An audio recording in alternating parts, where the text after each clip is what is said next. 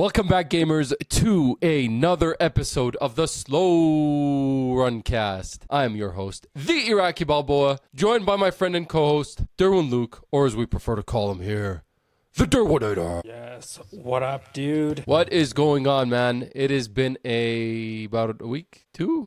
I feel a like week two. of gooning so hard on Stellar Blade. Just kidding. Have you still been playing it, actually? Oh yeah, I actually quite enjoy the game.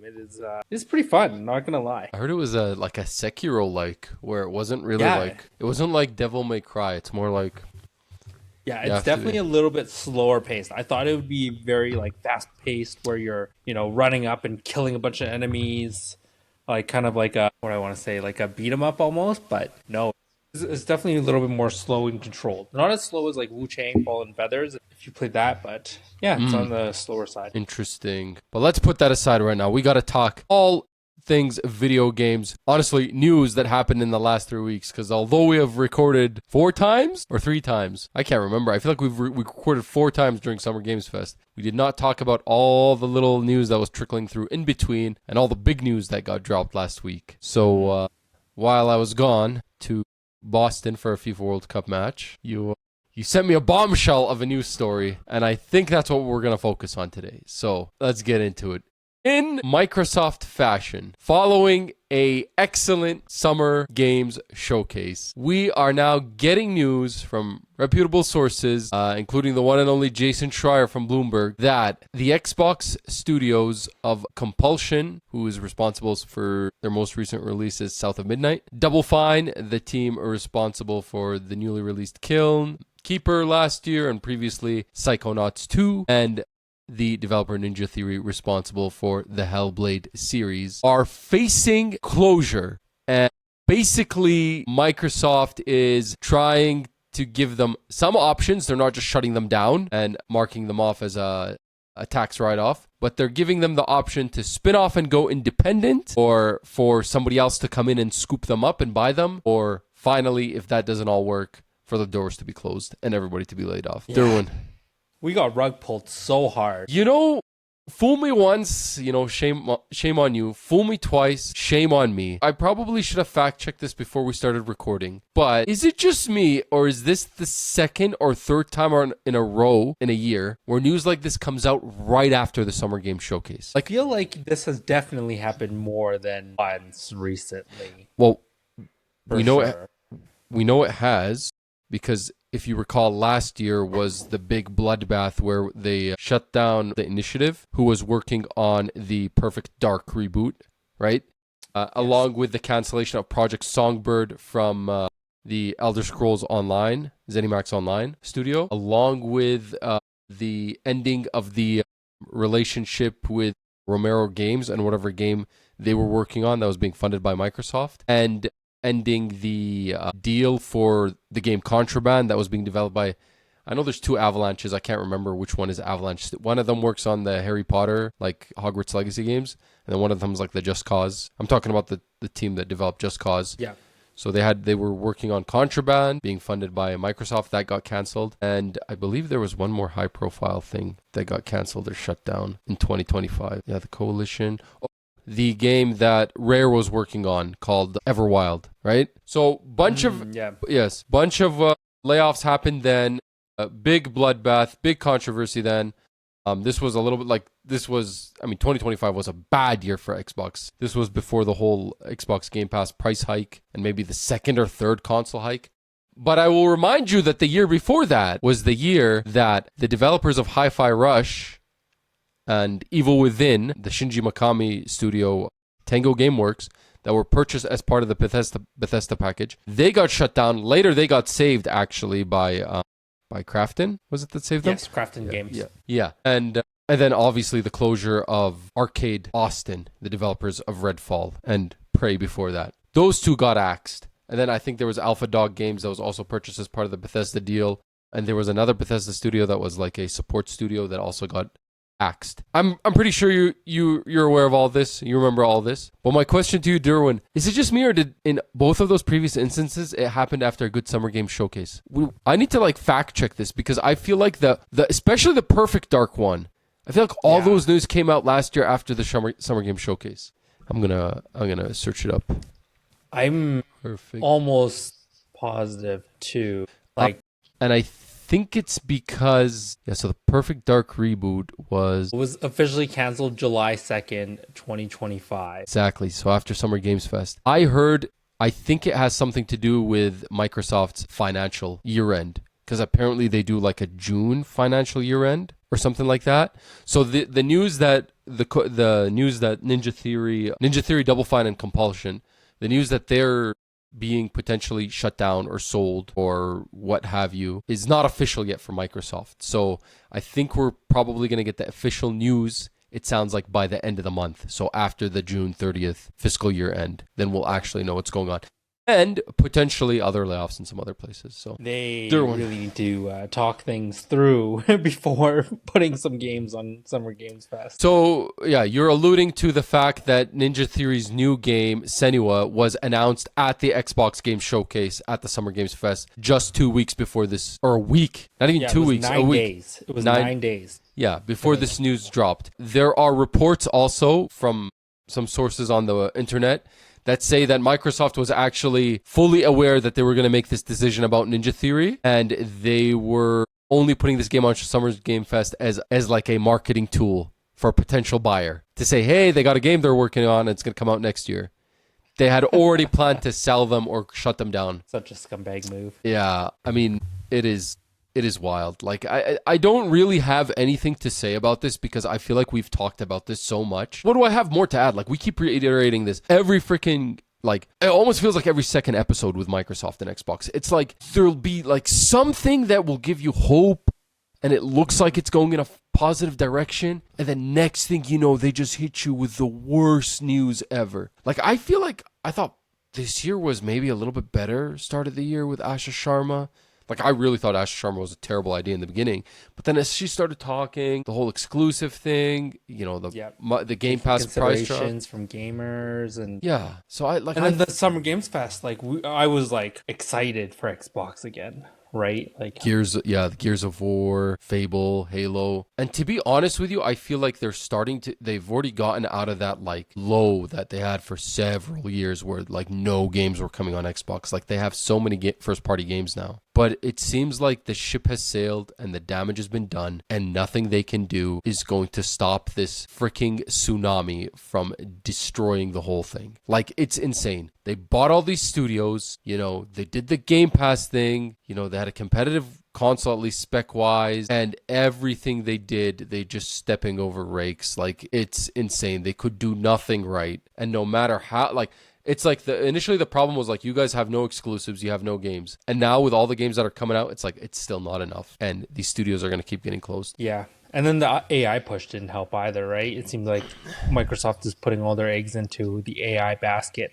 I was reading as well. This is from Insider Gaming, and they're quoting Jez Gordon on Windows Central. And he basically states, there's a long little passage over here, but he basically says the idea of buying Activision Blizzard was effectively to subsidize Microsoft. So they spend this $80 billion on this juggernaut that is Activision Blizzard that will pump out this moneymaker called Call of Duty on a first tier, and, you know, a second tier moneymaker called World of Warcraft or Overwatch, and they can keep financing basically the Xbox division while they figure stuff out on how to like actually turn the ship around. And they did that, and they spent the $80 million, and they came up short because Call of Duty has been underperforming. Putting it on Game Pass cannibalized its sales on Xbox. Putting it on Game Pass did not seemingly create a trend where people wanted to play it on Game Pass or people wanted to move to Xbox instead of PlayStation. They were completely fine with buying it for $90 on the PlayStation Network. And yeah, and then furthermore, Black Ops 7 performed poorly. And so, yeah, in spite of all the money they spend, they have not been able to recoup some of those costs. So now they've begun this, 3 year in a row chopping block of like, anybody who's just put out a game underperformed, long period of time until your next game comes out, you're gone. Hi-Fi Rush Studio, Tango Gameworks put out Hi-Fi Rush, critically acclaimed. Don't know, maybe didn't sell so much. They put it on PlayStation the next year where they, stopped doing the whole exclusive thing. Maybe that didn't sell so much. They're like, we're done. We don't have enough time for Tango Game's next game. Arcade Austin, Redfall comes out, big bust. No time for your next game, buddy. You're gone. The initiative, Project Blackbird, That's gone from ZeniMax, freaking Rare. They're like, all you're working on is Sea of Thieves, nothing else. And now this. And Derwin, correct me if I'm wrong. I think we talked about this last year and we talked about this in the beginning of the year. Me and you both said, like, based on this trend, Ninja Theory, watch out. Compulsion, watch out. This is not the way the trend is going. I don't know why you think any of you are safe. Double Fine. Double Fine was the whole thing of like, here you guys go. Here you guys are. Here's a bunch of money. Do whatever the hell you want. Do whatever creative endeavor you want to do. But the product is Kiln and Keeper. I don't think those move the meter at all in any way. And I think that whole idea, the Phil Spencer days of like, here's unlimited money, fill up our Game Pass catalog, do all these cool indie games, report pro, creative choice of the developers. I think those games are over, man. Those days are gone. Yeah. I don't know what they will do following this. Do we see a return to form? They refocus on just select studios, but to lose such big names, what is the long-term play here, right? I think you answered it right now, because they actually came out and said, so I'm going to give you a timeline before all of this happened, because we did not record last week, so we didn't know exactly what was going on. But first we got a news story that the 3D Realms co-founder believed that layoffs were happening at ZeniMax Studio. Actually, sorry, I got the timeline wrong. First, we got some news that Xbox was reporting major layoffs.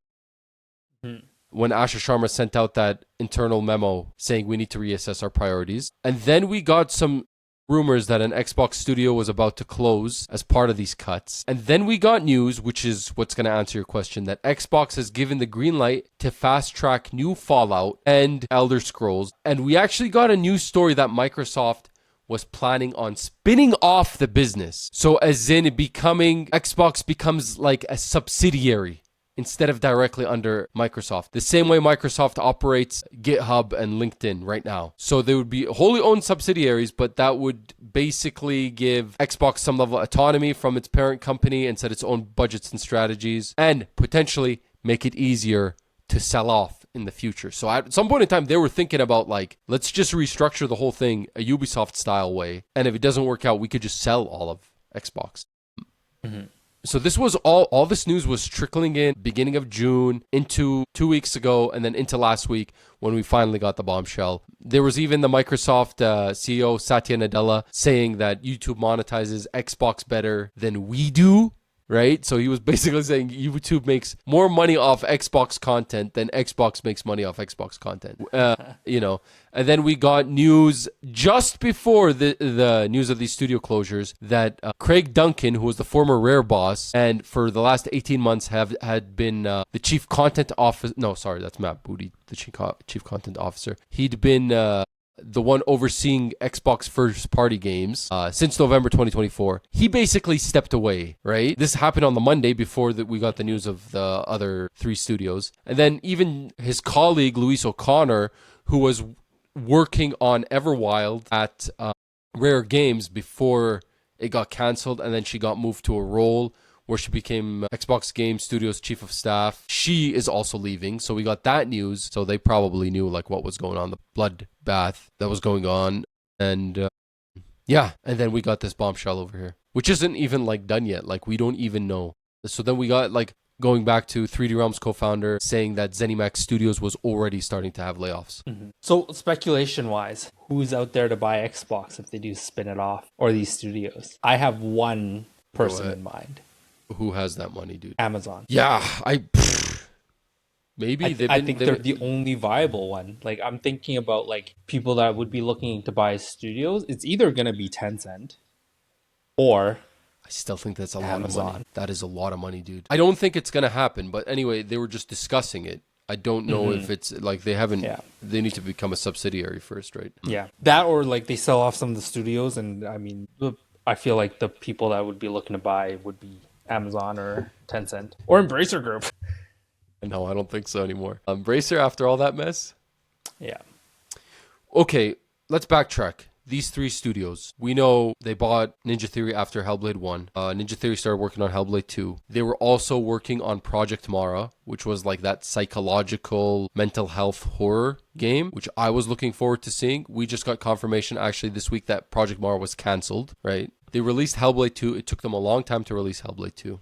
So a lot of development costs. Hellblade 2 did not perform. I love Hellblade 2. I love Hellblade 1. I love Ninja Theory. Those are some of my like favorite games. I'm not going to argue that people are wrong about them. I fully understand why people don't like them, because especially the second one really is a walking simulator, but I loved it. I enjoyed it. It was very highly anticipated for me. Its exclusivity was part of the reason I went and bought an Xbox in the first place, because I was like, I must play this game after playing the first one. Seemingly, it didn't perform. It didn't move the needle on Game Pass. It didn't sell any copies. They put it on PlayStation. I don't really know how many copies it sold on PlayStation. They started this new action-adventure version of Hellblade, seemingly because probably they have some pressure from Microsoft to sell better. So we said earlier this year, me and you, and we said last year after those last round of layoffs, watch out, Ninja Theory. Like, you're next. You're literally next based on the trend. Yeah. Compulsion Games, you loved South of Midnight. Yes. I don't know how much it sold on Xbox. I know probably not that well. I don't know if it moved the needle on Game Pass, and it did not sell well on PlayStation because we got the sales numbers this year. So by the time they come up with another game, they're way out. Double Fine, those days are over. Those days are Phil Spencer coming on the stage and saying, I let my devs do whatever the heck they want, and I let them be creative because it's all about creativity and not overshadowing what they do. Those days are over. And Microsoft's going to have a heavy hand with anything that goes forward. And Double Fine, all you've pumped out is, you had 2 games in the last 6 months, but both are frankly, nothing burgers. I mean, I played Keeper. I didn't really like Keeper. I didn't even play Kiln. Psychonauts 2, I think, was the last good game. That was 2021. That's gone. So now it sounds like what we're hearing, their focus is Halo, Fallout. Like, Bethesda, we're done playing this game. Put out a new Fallout. We don't have time for this. Elder Scrolls needs to come out for Xbox. They need to double down on Call of Duty and all the Overwatch and World of Warcraft stuff. Mm-hmm. And that's it. My question for you is, In Exile Entertainment, Clockwork Revolution, scheduled for next year. When that comes out, how well does it sell? It's Xbox exclusive on Game Pass. I'm personally not that excited for that one. I haven't really heard that much buzz on the internet, so I'm a little bit worried that if they don't sell well, that studio is going to be gone. Yeah, there was more buzz about it last year when they first showed it, but no one really has, doubled down too much on their excitement for it this year. I agree. They're gone. They're gone. If that game comes out and it's mid and it doesn't sell copies, they are gone. They're next. Yeah, I have a feeling it will be very mid. I got another question for you then. Undead Labs. State of Decay, announced in 2020. 2027 is when it comes out. 7 years since it was announced. Does State of Decay 3 move the needle? Does State of Decay 3 sell? Do they keep Undead Labs, or are they gone next year after that comes out? I don't know. 7 years to make a game. They might be gone too. Yeah, I think they're next on the chopping block. Turn 10 Studios, they already put a pause on the Forza Motorsport. I can see last year. Remember when they laid off half of them and they said no more updates on Forza Motorsport. I could see the rest of them going easily. I don't even know. Think it'll be spun off or trying to be sold rather than. Yeah, it's just a question of who's gonna buy these studios. Is anybody? I don't know who's looking out. The best hope I think Forza Motorsport. I don't know if Sony would even have an eye on it because it does sell well. It does seem to sell well on PlayStation. That's motor. Right? That's Forza. That's Horizon, right? Yeah, but Motorsport is the Sim one. That's like Gran Turismo. Yeah. They already have Gran Turismo. Why do they need it? They could always have another team. I don't know. Yeah. Sometimes it is a play to buy out the competitor, right? So. World's Edge. Well, I mean, do you really need to buy out the competitor if the competitor is going to shut down their studio? That's true. World's Edge, Age of Empires. I think they're safe for now. Rare, I think is safe working on Sea of Thieves, but I don't know if they're ever going to get anything else greenlit, to be honest with you. Playground Games, I think, is the only one that's really safe. Forza Horizon 6 this year. Fable coming out next year. I think they're fine. Mojang Studios, Minecraft, of course. Halo Studios, Halo, of course, they're okay. What do you think about Obsidian Entertainment? Last games, Outer Worlds 2, Avowed. Didn't do good. Avowed didn't do good. They Grounded 2, Pentiment, Grounded 1. I feel like they might be safe still. I think they're safer than some of the other ones, but I think once, Satya Nadella runs out of people to kill. Yeah, that's the studio that's up. I think they're safe, but what they're going to be told is you're working on Fallout New Vegas something. Mm-hmm. The same way you did Fallout New Vegas 1. I don't think Pentiment is going to get greenlit again. I don't think Grounded is going to get greenlit. Outer Worlds. Avowed 2, they said they still want to do more in the Avowed world, the Pillars of Eternity world. But that might not happen if, things don't line up, right? And Outer Worlds 2, there's not going to be a third one greenlit. they already said Not that. for a long time, yeah. They already said that themselves. They said it didn't sell good enough. It didn't even sell 1 million copies, it seems. And that was on PlayStation Day 1. Yeah, no, man, these studios are cooked. It's going to be Halo, Forza, Gears, Minecraft, Fallout, and Elder Scrolls. That's it. I guess I've been talking about the specific Xbox Games studios, but we haven't really talked about Bethesda Games. What do you think is the situation with them? I'll just... Yeah. I mean, people were saying that if you weren't working on those select games that you'd listed before, their jobs are probably going to be in danger. So it's going to be a for sure downsizing, it sounds like. I think people are going to get downsized anyway, regardless of if their game gets canceled or their studio whatever. You know what I mean? Yeah. Bethesda is such a big name. I feel like they must be safe in some sort of aspect just for brand recognition. Okay, I'll give you a list of the studios under ZeniMax. ZeniMax Online, Elder Scrolls Online. They already canceled Project Blackbird last year. Probably going to see layoffs there. They'll still work on Elder Scrolls Online. Machine Games, after Indiana Jones and the Great Circle. Seemingly that did good, and they have Wolfenstein 3 on the way.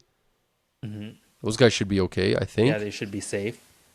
id Software, Doom. Safe. They gotta be. Bethesda Softworks themselves, so Fallout and Elder Scrolls. For sure safe. Arcane Leon, Marvel's Blade. That's a high profile project. I think they must be safe. I think they're safe until it comes out. Yeah, and then if it doesn't sell well, which I have a hard time seeing it not sell well, given it's like a Marvel property. It seems like Marvel's having a resurgence. Blade movie is apparently still happening. So I want to say they are safe until it comes out, and if it sells well, they will continue being safe. But if it doesn't do well, we are in a tough pickle for them. Yikes. Obviously, it was absent at the Summer Games Fest, which was rang an alarm for some people, including myself. This game was announced in 21, I think, at the Summer Game Awards, or 22. Or not the Summer Game Awards, at the Game Awards in the winter. We got some like cover art or whatever, or like still pictures. And then we got an internal memo saying it only went into full production at the end of 2024. So, and then there was a whole big hubba, what's the word? Last week where Jeff Grubb seemingly alluded to the game being canceled, and Arcade Leon had to come out and say it's fine. And then, I guess he corrected himself or clarified what he was trying to say. Is anything in Activision Blizzard gonna get greenlit besides Call of Duty? Like, are you They have that StarCraft game that's been outsourced as well, or like they lended the IP out. What's it called again, that one? What's it called? I don't know the name off the top of my head. I wonder if it was supposed to be a mobile game too. Take a quick peek. Yeah, it's a StarCraft third-person shooter. So it could be pretty cool. It is supposed to be developed by Blizzard Entertainment. But I thought there was also another game that was coming out. There is another one, and I can't remember the name right now. A StarCraft, or was it a Warcraft game? I think there's a Warcraft game. I don't know. I can't remember. But there's a name, and I'm trying to remember it here right now. But it hasn't been announced or anything. Yeah, I don't know. But I don't think Activision Blizzard's ever going to get anything greenlit for any of the smaller, like, freaking tens of IPs that they own. Really, they're just going to get them to work on Call of Duty and Overwatch and, World of Warcraft, and that's it. Anyway, so do you remember that game that was shown at the PlayStation event called No Rest for the Wicked? Yes. Yeah, so that game is coming from Moon Studios, comes out in October. It was already early access on PC, but it's coming to PS5. And they asked the dev, is it coming to Xbox or when? And he was complaining about the Series S, that notorious, porting over to Xbox because of the Series S issue. But interesting to note, he was also talking about Xbox leadership saying they were too focused on the past. And Moon Studios are actually the developers of Ori and the Blind Forest and Ori of the Will of the Wisps, which were both Xbox exclusives, right? Mm-hmm. Yeah, and so he basically said he tried to turn Ori into like their Mickey Mouse or Mario-esque mascot, and he even emailed Phil Spencer several times to try and like have their eyes like delivering magical experiences for kids and families as well, like Disney and Nintendo always have. However, he says the powers to be were probably too focused on the past for that to happen. Stuff like Halo and whatever. Yeah, on old franchises and stuff like that. Interesting stuff. Anyway, I am sure we are going to find out more news about Xbox and their layoffs, like every single year. Excellent showcase, follow it up by an absolute freaking bloodbath. Yeah. It's like, honestly, like all these studios that were so happy to get bought up by Microsoft in 2017 and then later in 2020 because it offered them financial security, like Ninja Theory working on Hellblade's Senua's Saga, or Senua's Sacrifice, the first one, barely with a team of 25 people, underfunded, trying to create this almost double A game with an indie budget and actually for it to come out and be interesting, and using the videographer girl as the actual like actress to portray Senua for all, and then winning a Best Actress reward, best performance reward, I believe, at the Game Awards in 2017. All of that freaking wonder story to be bought by Microsoft. Microsoft's, Phil Spencer, do whatever you want. I'll give you all the money. You never have to worry about money again. And now it's like, actually, guys, we got to tighten up the pocket a little bit here. Yeah.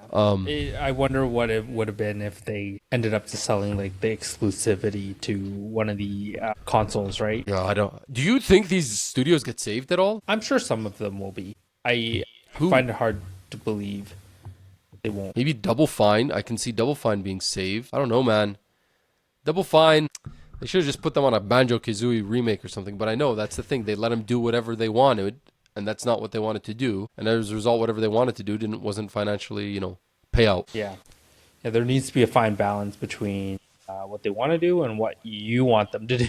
Yeah, which is what happened with Redfall, remember, where they were like, yeah, we'll just let them do whatever, just release the game, yeah, fine. They were not like overseeing anything, and then the game comes out and it's like it needed that oversight, that corporate oversight from above, because it was just brutal. Yeah, so I think stay tuned for June 30th. We're gonna find out after that, year end, what's gonna happen. Like 2 weeks, basically. Literally, it is gonna be wild. Makes me sad, man. Every time you get excited about Microsoft. Yeah. Do we have any good news this week? Well, the good news is it seems like GTA 6 is actually coming out November 18th. They have another teaser trailer coming out, I think, in the next few days here, too. So the teaser was a cover art reveal and a confirmation that it's coming out, November 19. In that, like, typical fashion Grand Theft Auto cover art. We also... Looks exactly like the last one. Looks like Vice City. What do you think about the chick they chose for the front? Because they always have to have like a, they always have to have a baddie. People were like crashing out online about it. I don't know. I thought it was it was everybody's, these freaking racists online were like, well, why is she like this? Why couldn't she be a, what do you call it? I'm like, dude, like, just relax, bro. I love the flamingo though over the boat. That's really cool. But it's really it's really, really, it feels very Vice City. Does it not? I'm sure like people get over it and still buy it. What are you going to do? Not going to buy it because of the cover art? Get out of here. Get out of here. You waited how many years to not play the game? So pre-orders will open up next Thursday, June 25th, which is 4 days from now. No confirmation on what the pre-orders are going to be, what kind of editions or whatever. Obviously all on digital storefronts, and there's going to be physical on select retailers, which, I mean, I wonder how fast those physicals are going to sell. Like, I think we should probably pre-order right away, Yeah, if the last few like physical releases, like Pocopia or whatever, like are that popular, physical ones are going to be gone so quick. Yeah, it depends on demand, which they have, but it also depends on supply. So actually, they might do a good job with the supply, and then we don't have to worry about it. Yeah, we'll see. I mean, with Pocopia, I basically bought and sold the game for the exact same price. So yeah, good to know. There have been some changes with some of the release dates because, following the fallout of Summer Games Fest and all the games ending up in that September, October, early October, late September range, and basically creating more competition than if they were to just release besides GTA. Some developers have chosen to move their game out of that window or delay their game. And I feel like we're going to get more of those.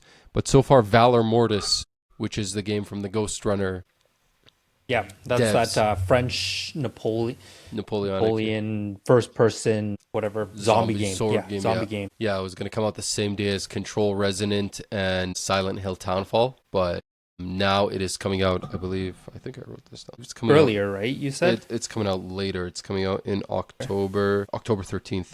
So 2 days before Castlevania. But there are rumors right now on the internet. There's another high-profile game that is getting out of that September 23, 24, 25. And that is Onimusha Way of the Sword. And apparently the reason why they found this out was some retailers were changing the release date or sending emails to people saying that the release date has changed before we ever got any initial confirmation from Capcom. And it was slated to come out September 25th, but now it comes out same day as Blood of Dawn Walker, so September 3rd. No official confirmation from Capcom yet, but yours truly got an email from PNP Games where I pre-ordered the Steelbook edition, and in their email, and I sent it to you, it said exactly that this game is from the publisher being pushed ahead to get it out of the way of some stuff. I still don't think it's moving significantly out of the way of anything, to be honest with you. It's still hectic that time. It's hectic from like honestly, it's like hectic from beginning of August to the mid-October. It's just that,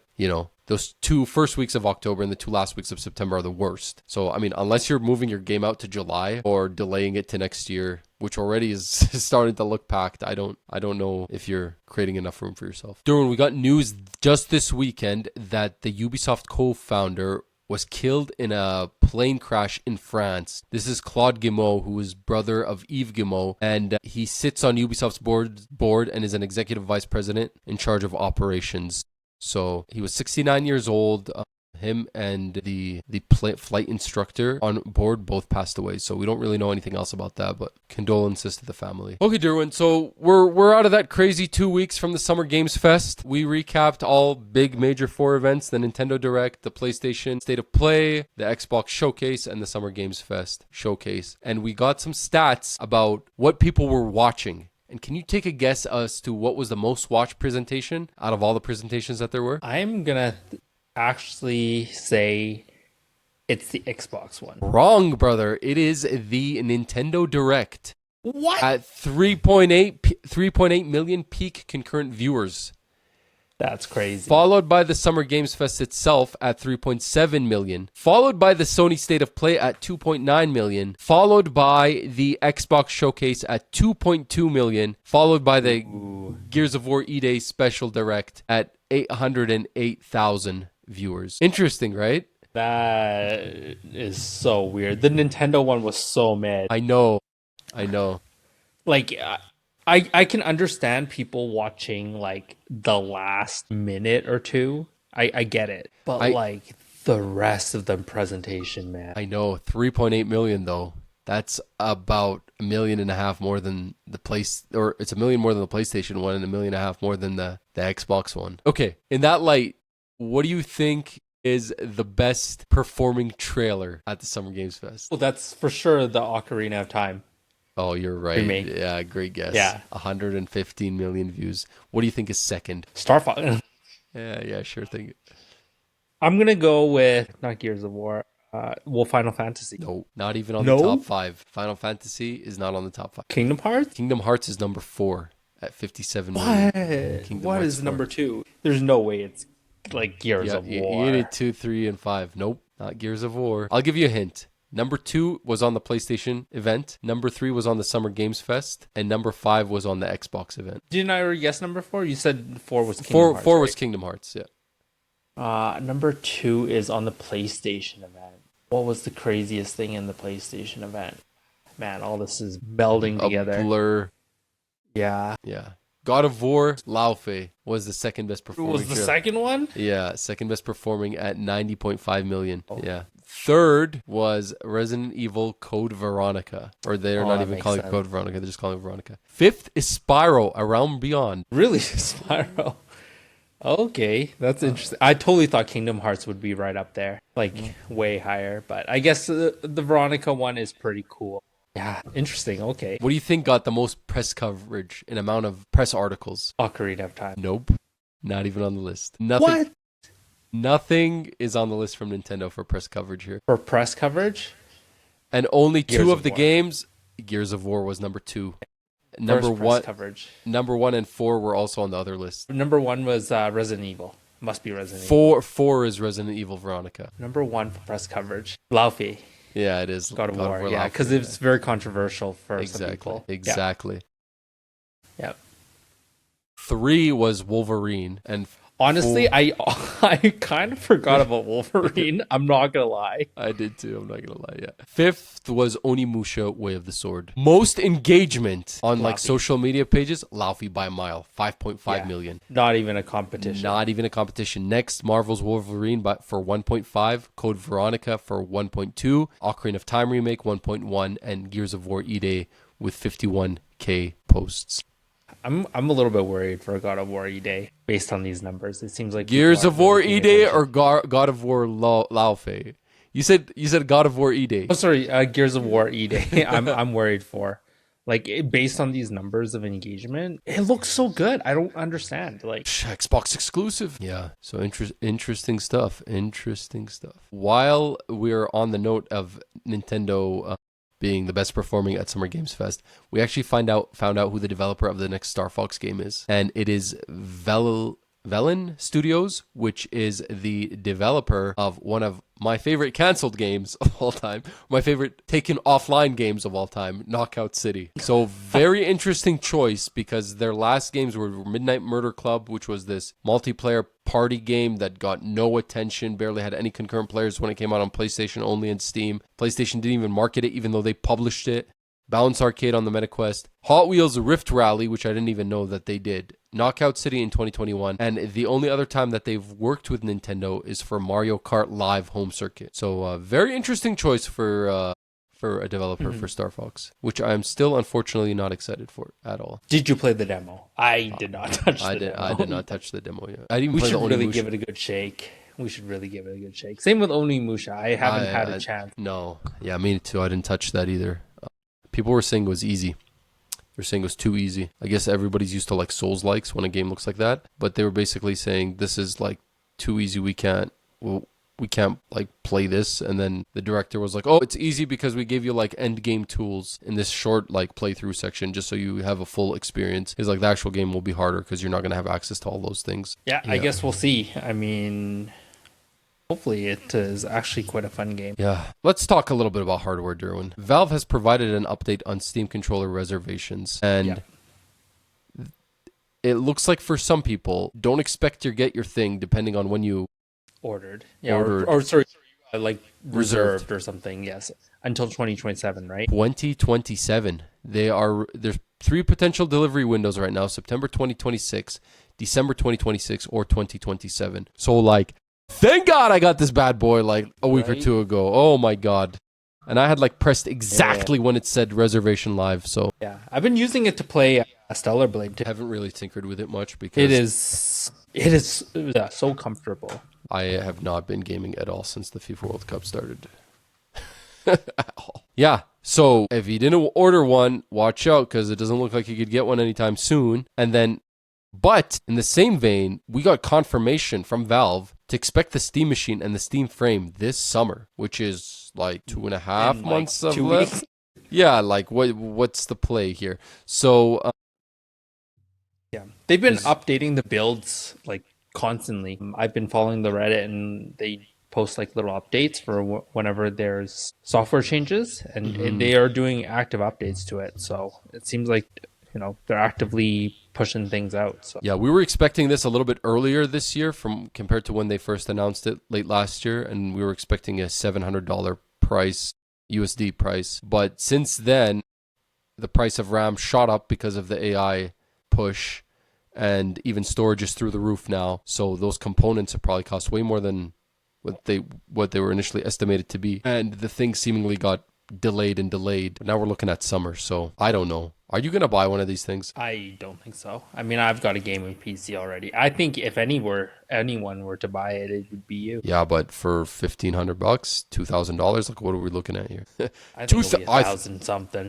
It's well, the Steam Deck is how much now after the price hike of the Steam Deck? Same thing with the Steam Deck, priced at like, you know, in the 500 to 800 Canadian dollar range, and depending on the version you bought, and then was sold out for months because they didn't want to like make new ones because the components cost too much. And then when they finally did release new ones, you're looking at $1,000 now for the 1 terabyte one. So this Steam machine, I don't know, man. I'm thinking closer to like 1,500 plus, which I don't think I could really justify, to be honest. Yeah, I mean, we'll see final pricing. Maybe they will take a hit on it and sell tons and tons and tons. But I don't know. I feel like this is going to be a very niche product. What do you think about the pricing for this ROG Xbox Ally X20, which is coming out less than a year after the ROG Xbox Ally came out, which is like, shoot, I just bought the freaking... Yeah, you bought the flagship only for it not to be a flagship anymore. Yeah, I would be mad, but I also think that this special edition version of it is going to be not even in the same ballpark. So you can't really be mad you didn't buy the flagship when the flagship is like probably double the price. Has a larger OLED screen, improved controls, bundled with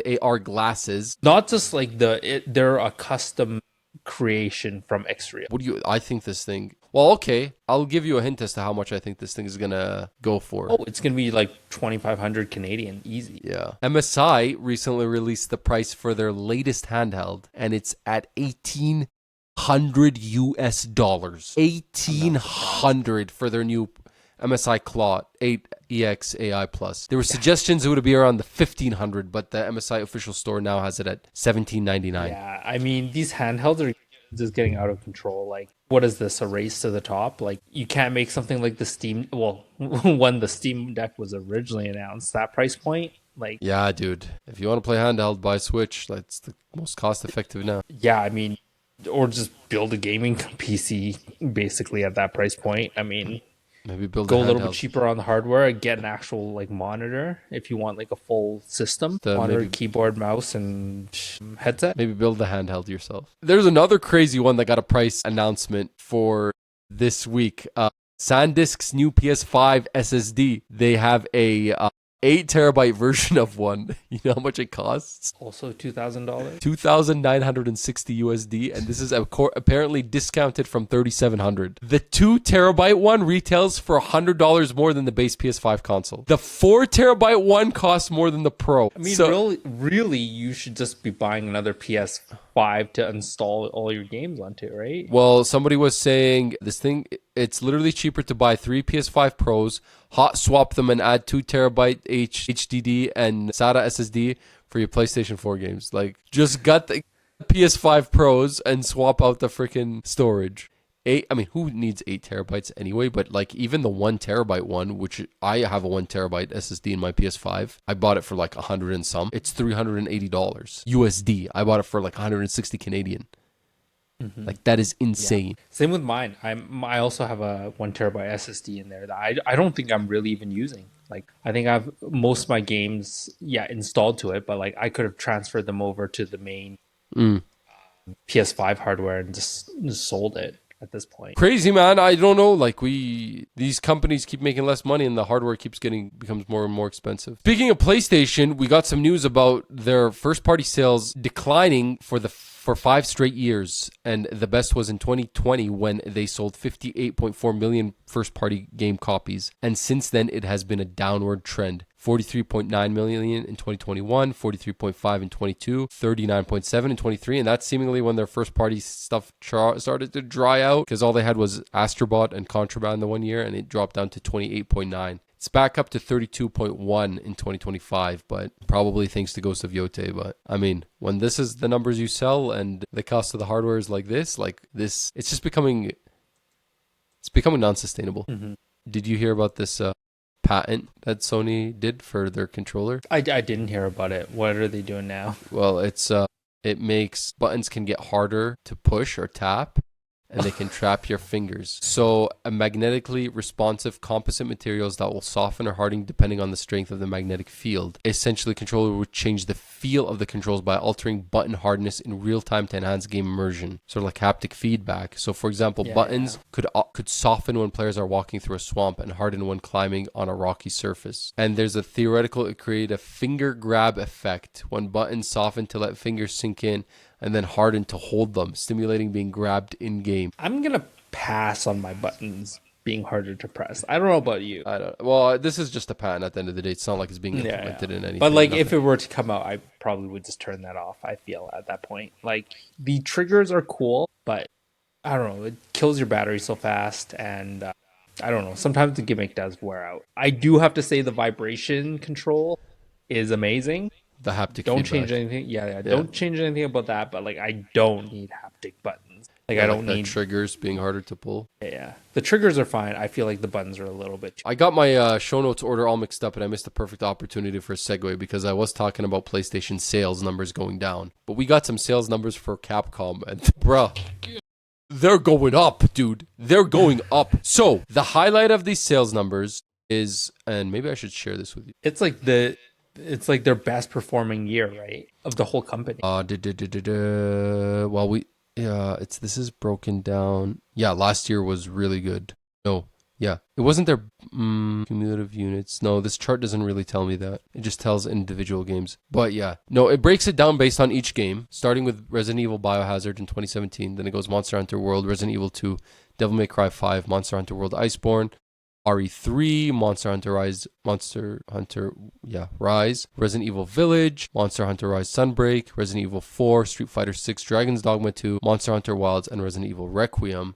Basically, there's two things that I want to point your attention to, is that for some reason, I cannot think of a freaking explanation for this. Last year was Devil May Cry 5's best year. Best year. They sold 270 million copies of that game this last fiscal year, which the best year before that was the year it came out with 210. Sorry, was there sorry, I got this. This is not that much million copies. It's in tens of thousands of units. So yeah, so they sold 2.7 million of it. There's nothing. I mean, there's that new version coming out for the Switch 2, but that's it. I'm not aware of any meaningful update. I know there's the Netflix, like, Devil May Cry series, but did that move the needle for people to buy? I don't know. I think maybe they were playing, like, some other games and it inspired them to pick it up, but I don't know. The other interesting trend here is all of the Resident Evil games, starting with Biohazard, had a better year this year than every other year, with the exception of the year they came out. And I think that has something directly correlating with Requiem. Requiem being such a hit, being so exciting, a lot of people picking it up. It prompted people to go back and play games in the franchise. So yeah, Resident Evil, the story.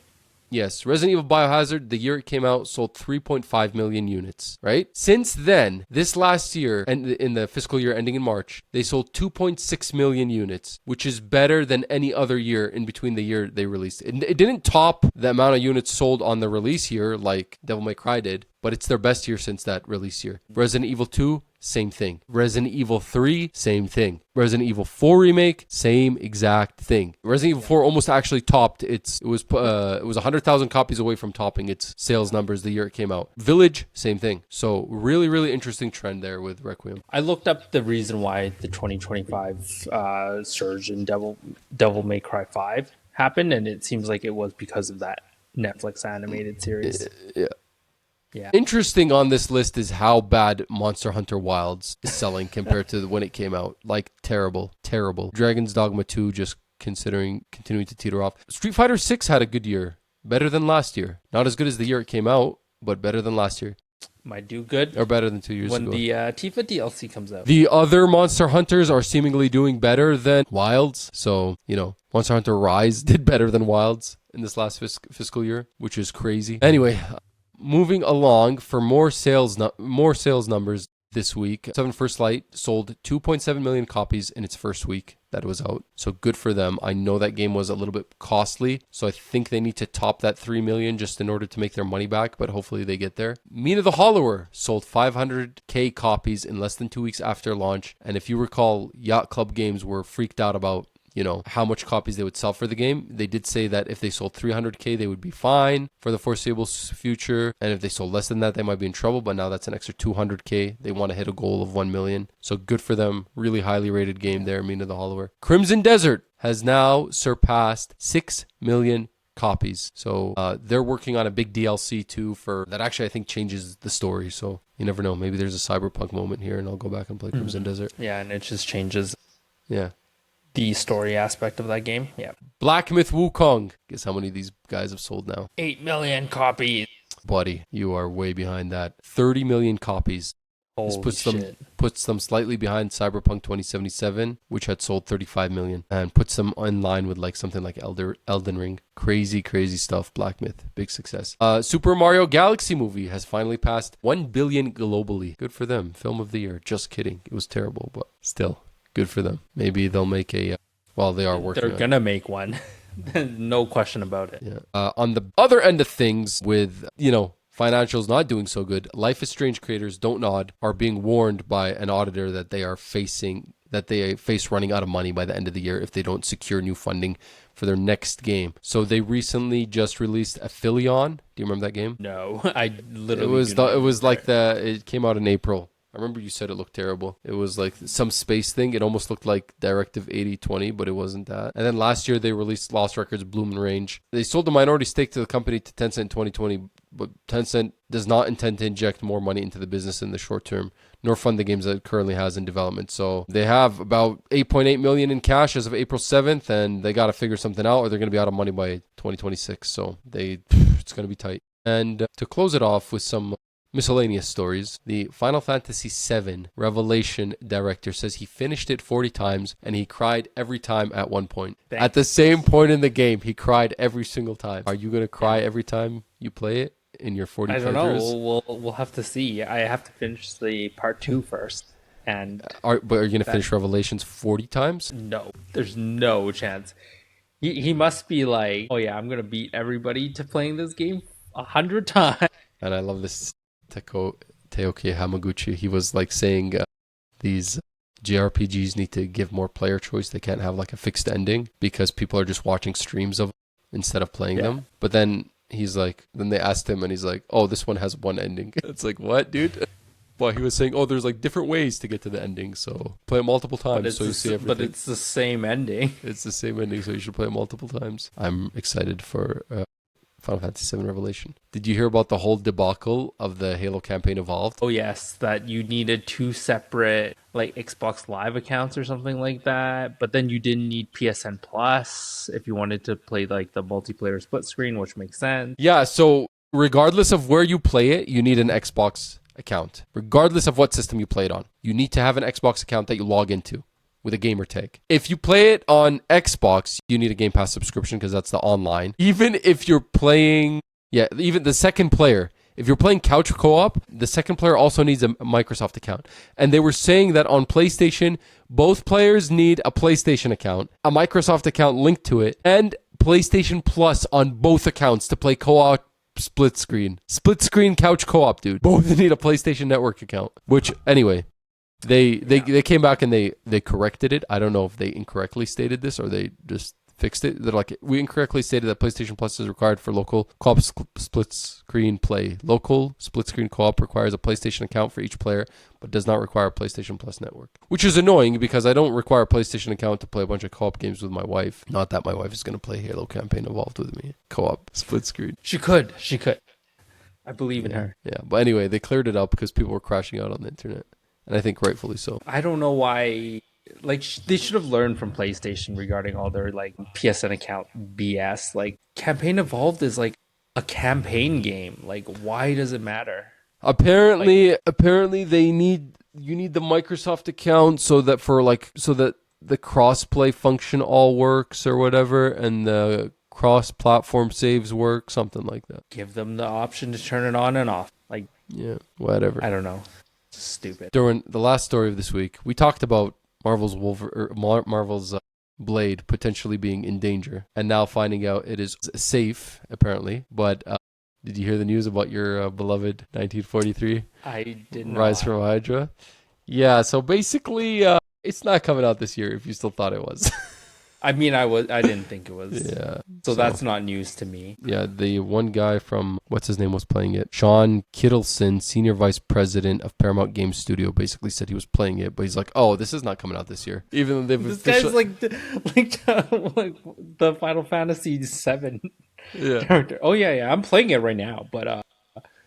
Yeah, it doesn't come out. He basically said, he's like, oh, this is not coming out. Like, not coming out, period? No. He said it's great, but he's like, it needs more time to cook, which they haven't officially announced that it's delayed out of this year. But anyway, that's it for news stories. Can't wait to get my copy before you. Marvel's Blade. I will get you your copy, brother. I will get you your copy. I don't have to talk about anything about things I've been playing because I have played nothing. Literally, absolutely nothing. I have been very busy in June. And on top of being very busy, the FIFA World Cup started and I traveled a bit to go watch a game, and I've been watching games otherwise. So nothing. I'm still in the same spot I left 007 the last time we had an episode. So I got to finish that before Well, it's just like not really a lot coming out right now. That's why I'm also taking this opportunity for Stellar Blade, but I'll wait until I get further along in order to give like a review. But I enjoy it, and I can see why this game scored the way it is, why it's beloved by people. I don't need to play. I don't need to play it to know why. I do have to say the cutscenes are very glorious. Right? I enjoy them. Demon. Did you see that freaking video I sent you on Instagram? I sure did, and I do not need reintegration into being a good Asian boy. You need reintegration. Anyway, guys, that's it from us this week. We hope you enjoyed what you're listening to. We are going to get back on our regular kind of schedule. We released a lot of episodes for Summer Games Fest, but now we'll go back into the quiet news cycle until Microsoft decides to drop more bombshells here. Thanks for listening to us. You can find us at the Slow Run Cast on Apple Podcasts, Spotify, and YouTube. If you liked what you're listening to, leave us a like, subscribe, share, and we will catch you guys next time. We're out. Peace, Xbox.